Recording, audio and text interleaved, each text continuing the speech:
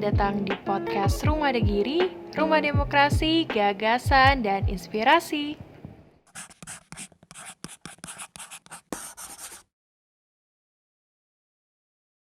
Oke, halo, balik lagi di podcast Rumah Degiri bersama saya Selivanka. Nah, kali ini kita berada di suasana yang berbeda, nuansa baru, yaitu di tempatnya Mas Enggal. Halo Mas Enggal. Halo. Oke, nggak apa nih ya salaman. Udah berakhir COVID-nya. Oke, Mas Enggal kesibukannya apa nih akhir-akhir ini? Akhir-akhir ini, nggak akhir-akhir ini sih. Dari dulu ya begini aja. Soal motor. Oke, udah sejak kapan sih? Kita di dunia otomotif itu dari 2005. 2005. Kalau ngomongin main motornya dari 2003-an sih. 2003. 2003-an main motor, baru kerjaan dari 2005. 2003 itu pas usia berapa, Mas? Baru SMA kelas 1 kalau nggak salah. SMA kelas 1. SMA Pas kelas masa itu tuh emang dunia motor tuh udah seperti sekarang atau masih? Wah, enggak lah. Beberapa Jauh banget. Dulu itu apa ya? Punya motor keren itu udah jadi sorotan. Kalau dulu. 2003 itu udah masih jarang banget. Motor cakep di Banyuwangi atau di daerah kita itu jarang banget lah. Yang membuat Mas Enggal tertarik nih? Yang buat tertarik apa ya? Emang seneng aja sih kayaknya. Emang udah dari hobi, terus makin lama datengin cuan. Hobi yang dibayar. Oke. Kalau main Seru motor ya, itu seru seru banget. Oke. Nah, Mas Enggal ini masuk di komunitas apa nih? Komunitas motor apa? Kalau kita nggak ada komunitasnya sebenarnya. Cuman masih, kalau dulu waktu zaman SMA ada namanya BBS. Cuman udah kuliah udah hilang. Kalau sekarang masih mau bikin Road Screamer namanya. Tapi anggotanya udah banyak, belum ada motornya semua. Masih ngumpulin uang kayaknya. Masih ngumpulin uang dan pada sibuk kerja sih ya, teman-teman lama aja sih itu. Jadi ada grupnya, cuman kalau acara ngumpul nggak bawa motor, bareng teman-teman bawa mobil gitu. Jadi bukan komunitas motor sebenarnya. Tapi pecinta motor. Seneng motor semua. Tapi nggak punya motor. Belum punya. Karena motornya yang di sini punya teman-teman itu pada pesen tapi belum ada kelar. Ya gara-garanya saya juga sih lama. Sibuk soalnya Mas Enggal ya kan. Soalnya Banget. motornya udah dikenal seluruh Indonesia. Ya, Kemana aja nih, Mas? alhamdulillah. Gimana? Kemana aja yang ngirim motornya biasanya? Kalau kirim motor udah Indonesia, udah Aceh sampai Papua udah pernah kirim semuanya. Kalau luar negeri? Luar negeri terjauh sementara Chili, Australia, Jepang udah pernah, Malaysia banyak. Terus mana lagi ya? Banyak lah luar negeri, lumayan. Ternyata apa ya, salah satu anak Banyuwangi udah bisa go internasional dengan karyanya, modifikasi motor kayak gitu. Amin. Kira-kira yang lagi ngetren sekarang itu motor dimodif seperti apa sih, Mas?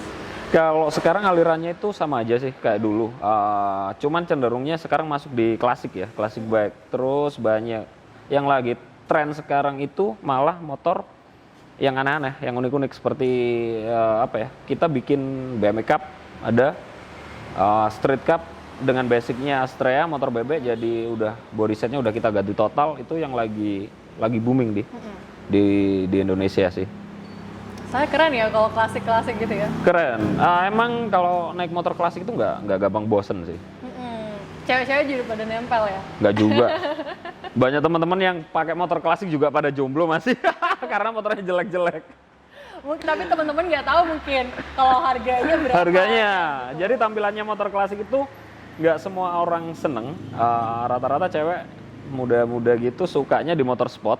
Padahal harganya ya kalau kita ngomongin spotnya cuman Ninja 250, kalau dibanding sama Harley Davidson yang paling tua pun nggak ada apa-apanya sih.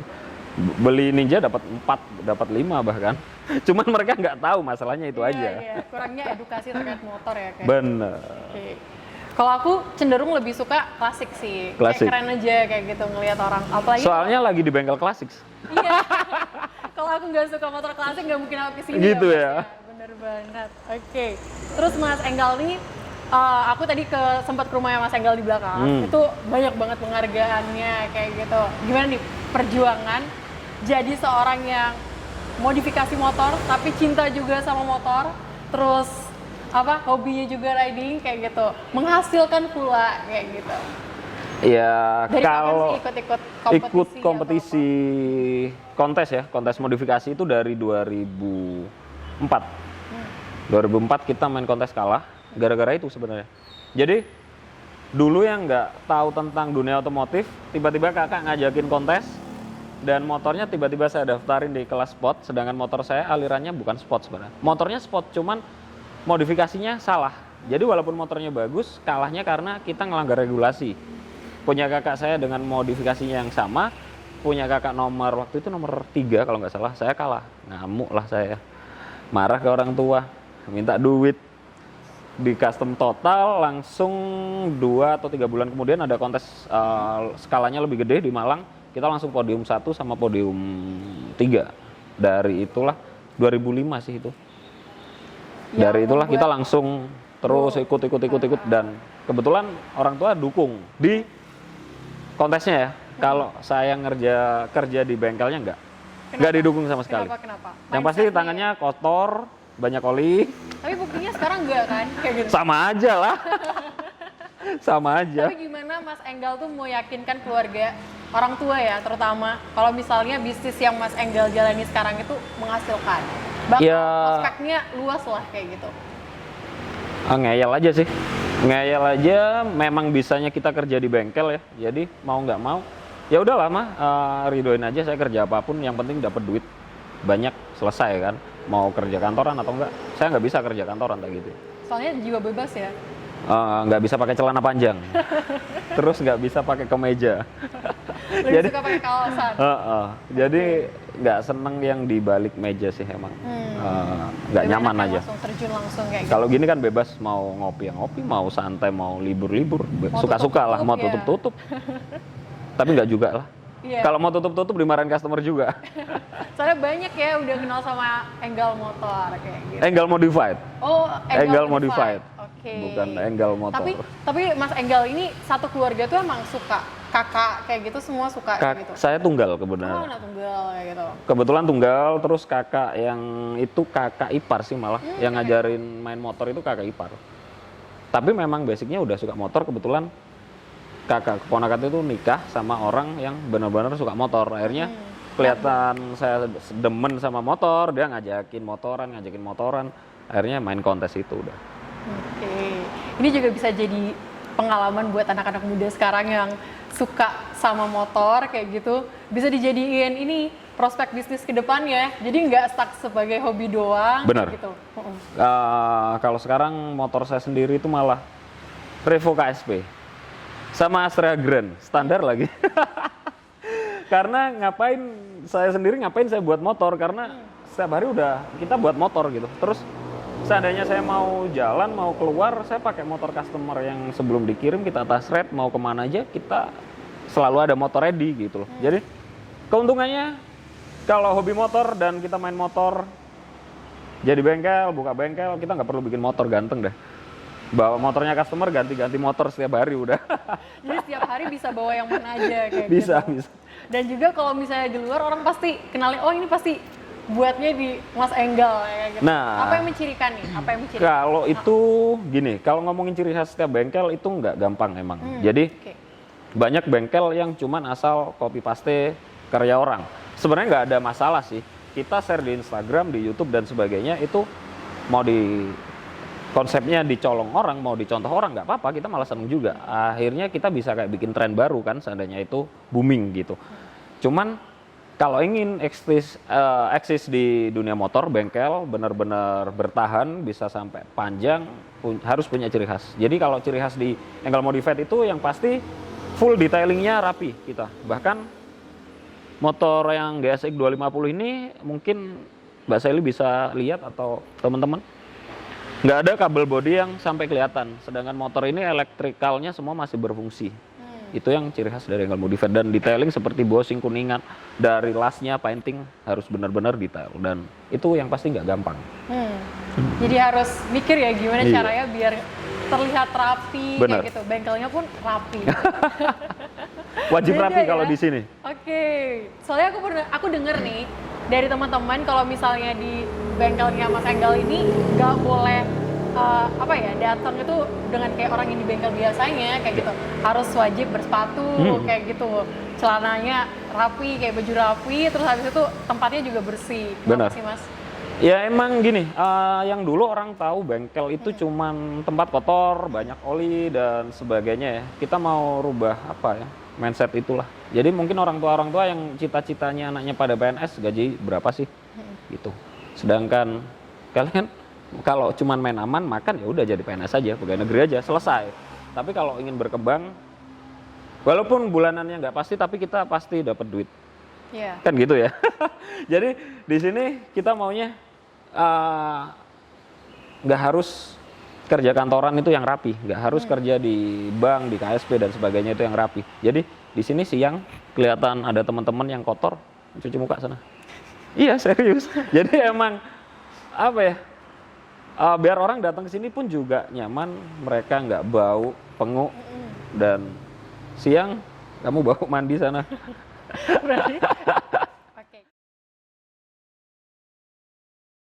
Nah, Mas Enggal ini sebagai salah satu orang yang pecinta motornya udah lama banget dari SMA. Pasti tahu banget sih rasa-rasanya anak-anak muda yang saat ini terjun ya di dunia motor kayak gitu. Pengalaman dulu deh, bisa diceritain. Kalau dulu dari awal kita bikin komunitas itu kita semuanya komunitas, kalau saya bilang sekarang nggak semuanya, tapi banyak komunitas yang asal cuman ngumpul, nggak ada tujuannya. Jadi kalau memang berkomunitas pastikan kalian ada tujuan yang jelas. Nggak cuman asal nongkrong, cuman ngerokok di pinggir jalan, minum, habis itu pulang, nggak kayak gitu. Kalau saya dari dulu. Jadi ada tujuannya. Apa sih klub atau komunitas saya dari dulu itu? Kita komunitas freestyle. Jadi terus kita dapat duit juga kalau diundang acara-acara tertentu gitu. Jadi memang regulasi masuk di komunitas kita dulu harus bisa freestyle. Kalau motornya standar harus bisa freestyle. Kalau motornya modifikasi nggak bisa freestyle nggak apa-apa. Dulu kayak gitu. Jadi kalau saya sekarang lihat mereka pada tanggung bikin komunitas terus nggak pada akur. Si komunitas A, B, C, D, E, F dan seterusnya pada gimana ya? Ya mungkin belum lah ya karena masih muda-muda banget. Kalau yang udah dewasa ya pentolan-pentolannya rata-rata pasti mereka sama-sama baik sih. Tapi kadang-kadang yang baru masuk yang itu masih sok-sokan gitu aja sih. Terus apa ya? Kalau saya ngomong nggak jelas, rata-rata ugal-ugalan di jalan, ngapain juga konvoy rame, blayer-blayer gitu. Gaya-gayaan doang. Gaya-gayaan doang. Soalnya kebanyakan orang mikirnya anak-anak geng motor pasti anak-anak nakal. Benar, benar. Cuma jalan. Rata-rata gitu. Iya, benar. Kalau dulu komunitas saya, kebetulan dulu ketuanya saya berapa tahun ya, lumayan lama. Itu saat konvoy kita harus 2 baris, nggak boleh lebih. Kalaupun yang ada yang melanggar aturan ya udah kita keluarin. Mereka absen 3 kali pertemuan kita keluarin. Dan wajib isi kas. Komunitas harus punya duit. Seandainya kita reading kemana ada kecelakaan kita nggak minta orang tua, ditanggung komunitas. Kalau sekarang nggak tahu ya mereka seperti apa aturannya. Tapi setahu saya cuman ya gitu-gitu aja lah. Cuman have fun aja. Cuman buat hiburan doang. Cari cewek doang. Iya, soalnya kalau anak motor kan keren ya gitu kan. Jadi teman-teman yang cewek-cewek tuh pasti ngangkut lah kayak gitu. Padahal ternyata kalau misalnya komunitas motor itu punya tujuan juga yang harusnya punya Mas tujuan. Enggal ceritain tadi. Banyak sih ya komunitas di luar Banyuwangi itu yang udah gede-gede, udah puluhan tahun misalnya sampai sekarang regenerasi terus dia. Tujuannya dia jelas. Jadi mau dibawa kemana ini komunitas, bakti sosial, banyak lah. Ya, karena mereka memang nggak asal cuman bikin atau ikut komunitas soal gaya-gayaan doang. Karena mereka benar-benar senang motor. Mereka paham motor, tujuannya bermotor, dan pasti banyak hal yang menarik lah di dunia motor. Kalau pinter, ya kita dapat duit. Hobi yang dibayar pasti itu. Kalau pintar berarti jadi harus menekuni gitu ya. Kalau cuma jangan tanggung. Iya, jangan tanggung. Kalau main motor nyemplung sekalian. Kalau enggak ya nggak usah sekalian gitu. Kalau saya sih gitu. Jadi sama aja kayak bohong ya Mas ya kalau misalnya cuma nanggung-nanggung kayak gitu. Oh ya, Mas Enggal ini juga salah satu pelopor Sunride is Java kayak gitu. Boleh diceritain dulu nih sejak kapan? Sunride is Java itu dari 2020. Itu dadakan. Saya WA-in teman-teman. Ada 14 apa berapa teman dan akhirnya saya saya ada ide gini. Kita kalau ngomongin awal bikin event pasti bakal tekor, pastilah. Karena kita emang nggak cari sponsor, kalau mau masuk silakan, nggak ya udah kayak gitu. Dan kita iuran lumayan, udah duit karena pasti ini rugi, nggak usah ngarep untung. Kalau next event baru bakalan untung. Nah, jalanlah karena tujuan kita bikin Sunrise East Java itu saya udah capek. Kita harus ke Jogja, ke Bandung, ke Jakarta untuk ikut acara. Antusiasmenya banyak, tapi nggak ada pelopor atau nggak ada penggagas yang pertama bikin event yang benar-benar bertaraf nasional. Akhirnya ya itulah, persiapan cuma 2 bulan dan alhamdulillah Jadi sampai dari Aceh datang ke sini. Semarang, teman-teman dari luar kota banyak banget yang support. Berarti Gitu. ini sekalian mengenalkan Banyuwangi. Mengenalkan Banyuwangi gitu. Jadi biar Banyuwangi nggak cuman dibuat numpang kencing sama rider-rider pemotor dari teman-teman. Banyak sih teman-teman dari Surabaya, Jakarta atau mana. Enggak, bengkelmu sebelah mana? Kalau mau ke Bali lewat selatan aja, jalurnya lebih seru, lebih asik. Tapi nggak tahu jalurnya aku. Mereka rata-rata lewat Pantura, langsung di Ketapang. Mau ke sini kan juga jauh. Akhirnya ya udah nggak ada yang mampir.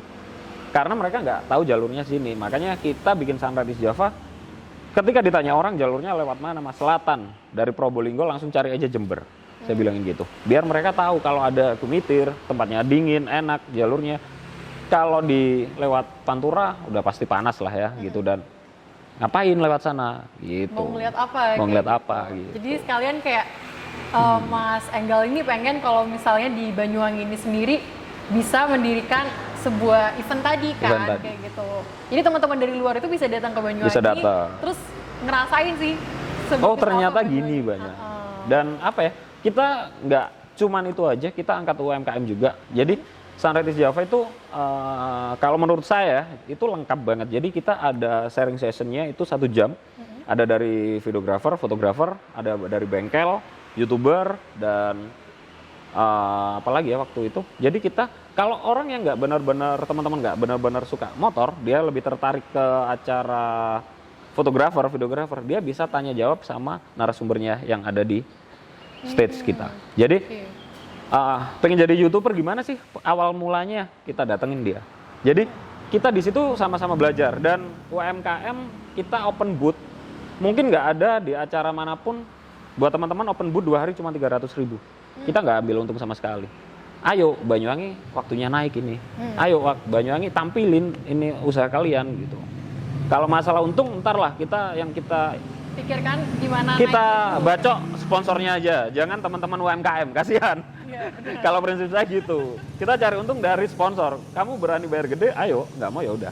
Kalau untuk teman-teman yang ikut di acara open booth dan sebagainya itu cuma 300.000. Itu kemarin diadain pas kapan? Yang event kapan? Desember kemarin 2020. Terus mau ngadain lagi? Adain lagi ini Desember 2021. Pakai teman-teman UMKM mungkin bisa ikut serta ya. Nanti mau diadain di mana nih Mas? Masih rahasia. Oke. Jadi emang Sandra dari dulu dadakan ya? Dadakan. Dan persiapannya nggak benar-benar yang mateng karena kita juga sama-sama sibuk semua sebenarnya. Tapi yang pasti tempatnya ini bakalan keren, dan benar-benar 2 hari itu lupa akan hutang dan angsuran. Nanti jadi, kalau misalnya teman-teman berminat bisa ngubungin siapa nih Mas? Follow aja dulu IG-nya Sunrise East Java. Ntar okay. Semua pengumuman bakal kita update di situ. Dari registrasinya, mapping lokasinya, susunan acara dan sebagainya bakal kita posting di feed Sunrise East Java. Oke, mungkin bisa dikasih tahu teman-teman. Mungkin teman-teman ngerasa kalau misalnya dikasih pengumuman bukan buat dia gitu ya.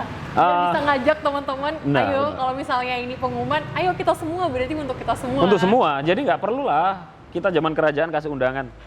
Kita udah era digital gitu, mau nggak mau kita harus ngikutin. Kalau saya sih gitu. Jadi yang kedua ini kita bakal lebih nggak seribet dulu. Kalau dulu kita pakai undangan karena nurutin permintaan teman-teman. Kalau sekarang nggak, mau datang ayo, nggak mau ya udah. Dan yang pasti Sunrise pesertanya terbatas juga. Karena COVID ini ya? Karena COVID ini. Yang kemarin pun rame-ramenya COVID. Jadi kemarin itu kita batasin untuk 400 peserta. 400 peserta? 400 saja. Kebetulan terus pendaftar tembus sampai 440. Cuman kita tulis 400 saja.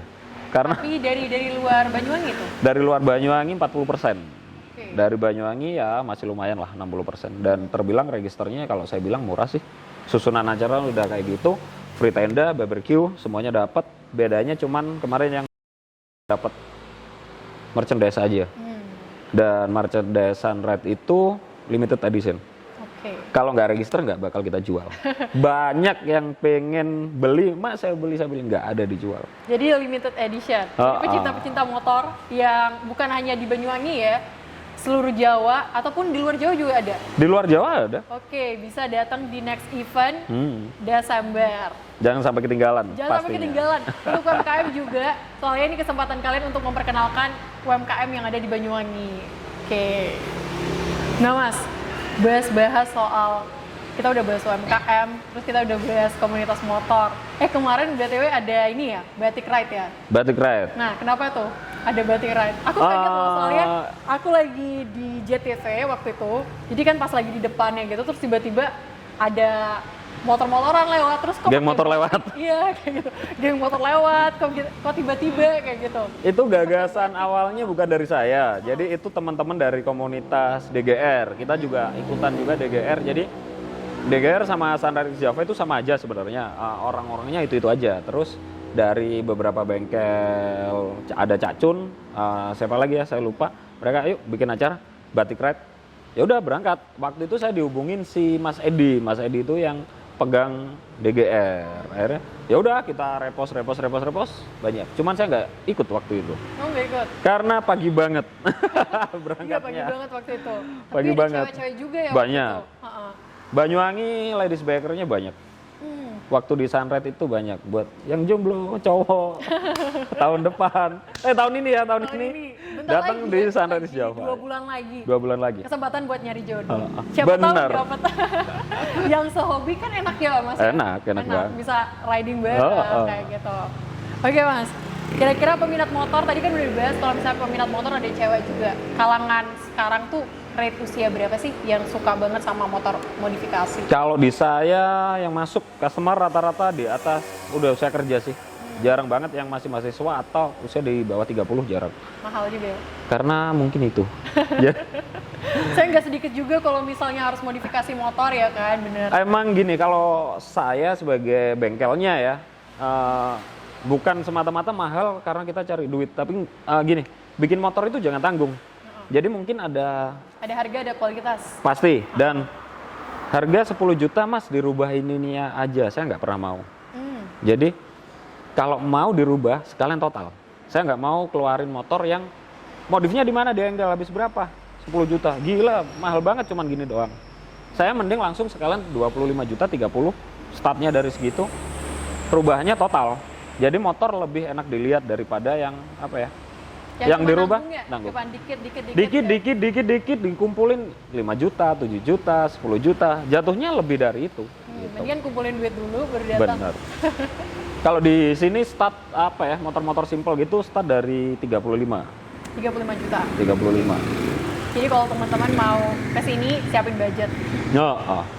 Siapin budget soalnya ada harga, ada kualitas kata Mas Enggal. Ya kan Mas? Bener banget. Dan pengerjaannya memang ekstra dan kita garansi juga. Jadi pemakaian mesin dan sebagainya dari kita, seandainya ada trouble di beberapa bulan setelah pengiriman, kita masih backup full. Biasanya garansinya berapa lama sih Mas? Tergantung ya, tergantung kerusakannya. Kalau kerusakannya di bagian paintingnya kita bisa garansi sampai 6 bulan, 8 bulan. Kalau di mesinnya kita pasti cek dulu kerusakannya, kenapa habis diganti oli yang salah, atau habis digeber-geber, jebol, kita cross check dulu. Kalau memang itu benar-benar kesalahannya kita, motor kita tarik balik. Dan kita pernah kirim bullshit lah ya, kalau ngomongin bengkel nggak ada komplain, pasti ada. Saya pernah kirim teman-teman mekanik ke Malang karena dia pesen 2 motor, 2 minggu pemakaian ada bermasalah di kelistrikannya, mungkin ya wajar lah kecepit atau habis kena siram air dan sebagainya.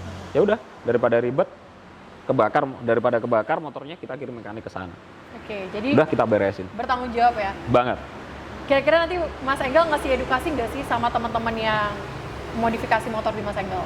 Seperti kayak perawatannya seperti apa? Gini, orang yang udah masuk ke saya rata-rata udah sedikit banyak paham sih untuk perawatannya. Ya. Dan spesifikasi di kami rata-rata perawatan cuman di mesin doang. Karena spare part cuman gitu-gitu aja. Mesin juga standar, nggak yang aneh-aneh. Kalau dulu kita suka main mesin yang ekstrim, tapi makin hari tanggung jawabnya makin lama dan ya ribet lah. Akhirnya main mesin standar aja dan sebisa mungkin kita bikin modifikasi yang siapa aja bisa tanganin. Jadi nggak harus motor dikirim balik ke Enggal Modified untuk sekedar servis gitu. Jadi PNP-nya yang mudah, bongkar bautnya yang umum, yang simpel aja gitu. Oke, jadi kalau misalnya habis modifikasi di sini, kalau misalnya ada kerusakan kecil-kecil atau gimana bisa di bengkel umum aja bisa. Di bengkel umum bisa. Nggak usah yang ribet gitu. Harus bawa ke sini gitu. Nggak. Kecuali motor kontes ya. Oke. Kalau motor kontes itu emang nggak semuanya bengkel bisa handle, emang. Jadi tapi rata-rata motor customer yang untuk kontes stay-nya di sini juga sih. Yang dari Banjarmasin ada, yang lokal Genteng sini ada, Jakarta ada. Cuman dia diikutin, dapat nama, trofi, kirim, udah selesai. Senengnya gitu doang, tapi kucurin dana nggak habis-habis. Oke Mas. Kalau misalnya modifikasi motor tuh kan harus sesuai dengan ketentuan lalu lintas kan Mas. Soalnya kan nggak mungkin dimodifikasi sembarangan tapi nggak sesuai kayak gitu. Kira-kira gimana nih? Kalau sekarang gini, ngomongin motor modifikasi lebih bijak harusnya dalam memakai. Jadi seandainya memang basicnya untuk dipakai harian, dipakai kerja, pulang pergi kerja ya, ya mau nggak mau harus modelnya sesuai. Dalam arti sesuai, jangan terlalu banyak berubah bentuk. Walaupun kita bisa bantu surat rekomendasi dari bengkel resmi dari kita untuk ngurusin STNK modifikasi dan kita ada izinnya semua lengkap. Itu tidak akan bermasalah. Yang penting warna, spion, sen, semuanya lengkap, plat nomor ada, nggak akan ada masalah. Kecuali kalau teman-teman bikin motor basicnya Yamaha Jupiter seandainya, udah kita rubah jadi chopper, ya itu udah pasti nyalain aturan, karena udah berubah bentuknya total. Jadi saya kalau ditanya, Mas, seandainya pakai BMX Cup itu kira-kira dikena razia nggak? Hanya Tuhan dan polisi yang tahu. Saya jawab gitu, ya udah pasti salah lah kita ya. Jadi mau nggak mau, yang penting suratnya lengkap. Seandainya ada razia kena, motor tetap bisa keluar. Dan yang kita pakai motor-motor yang udah tua ya. Jadi Astrea itu biasanya bodinya udah hancur. Kalau restorasi pun habisnya banyak. Jadi orang-orang customer rata-rata kirim motor ke kita, mesin set, kita restorasi, kita beresin, kita rubah bodi. Jadi bodinya pun masih di ownernya dan sesuai dengan plat nomornya juga gitu. Oke, kira-kira menjadi apa ya seorang modified gitu ya? Kesulitannya apa? Kesulitannya yang paling Menangani sulit klien? itu kalau nanganin klien gampang sih karena itu udah dari dulu ya, udah kebiasaan. Yang paling sulit itu jaga eksistensi aja. Itu aja. Jadi kita pinter-pinter di sosial media aja. Terus kalau ada komplain itu diterima, jangan lari, jangan malah tanya update. Ada motor di sini 1,5 tahun, belum kita kerjakan, belum. Mas minta update dong, belum kita kerjain. Jadi kalau orang kita jawab jujur, dia akan menghargai kejujuran kita daripada kita nggak jawab sama sekali. Kita read doang atau nggak gitu, orangnya marah-marah, kita ikut marah, ya kita yang salah, konsekuensinya kita diam lah, minta maaf lah. Tuh selesai. Jadi lebih baik ditangani aja langsung kayak gitu. Jadi seandainya ada customer yang udah lama, kita malah ribet. Apa ya, jarang update, malah kita ngilang, mereka malah marah, pasti marah besar. Dan bakal nggak datang lagi juga kan? Bakal kapok. Oke, Mas Enggal, siapa aja sih yang jadi customer spesial ya Mas Enggal di sini? Kalau ngomongin customer spesial, semuanya spesial sih. Cuman nggak ada salah satu orang yang nggak nyangka aja. Itu kepala staf kepresidenan. Om Budi Hartono atau siapa ya namanya? Om Budi Hartono kalau nggak salah. Itu pesen 3 motor ke kita untuk kontes itu 1, yang 2 untuk harian dia. Yang 1 udah kelar, yang 2 ini masih proses sih. Dan seru aja ternyata di dunia motor itu banyak juga kok ternyata pejabat-pejabat itu yang seneng, benar-benar seneng motor, banyak juga ternyata. Dan Banyuwangi bisa dapat kepercayaan dari orang penting gitu, asik aja sih menurut saya gitu. Kenapa nggak bikin di Jakarta? Padahal lebih deket gitu. Jadi ya sama aja sih, ngerjainnya juga kita nggak kita duluin, kita istimewain, nggak, sama aja. Cuman asik aja ketika dapat orang-orang penting kayak gitu. Pasti otomatis lebih apa ya, lebih dongkrak kepercayaan di publik juga sih gitu. Oke. Salah satunya Pak Sony juga di sini. Pak Sony di sini. Terus Siapa lagi? banyak sih kalau anggota DPR yang pesan ke sini. Oke. Dari kepolisian, dari TNI itu pangkat-pangkat udah tinggi banyak juga yang masuk ke sini. Jadi udah gimana ya, kita handle orang-orang dengan macam gitu sama aja, nggak ada kita bedain. Nggak ada spesialnya. Nggak ada, sama aja. Cuman enaknya seandainya ada masalah, Om kenal ini nggak? Ini daerahnya Om, gitu lebih mudah aja sih untuk sesuatu hal yang benar-benar kita butuh bantuan gitu. Oke. Berarti enak banget ya di Mas Enggal. Jadi, Lama-lama apa ya? ini jadi BUMN ini, bengkelmu milik negara. Semua pejabat-pejabat negara di sini. Nggak semuanya, cuman Rata-rata ya. kolonel itu kita ada 3 dan akhirnya sering canda dan orangnya malah nggak sok-sokan. Ketika udah pangkatnya tinggi gitu, mereka nggak nunjukin aku ini loh, nggak. Malah mereka komen-komenan di status, di story WA dan sebagainya itu biasa, udah kayak temen gitu. Malah mereka nggak yang sok gila hormat, nggak.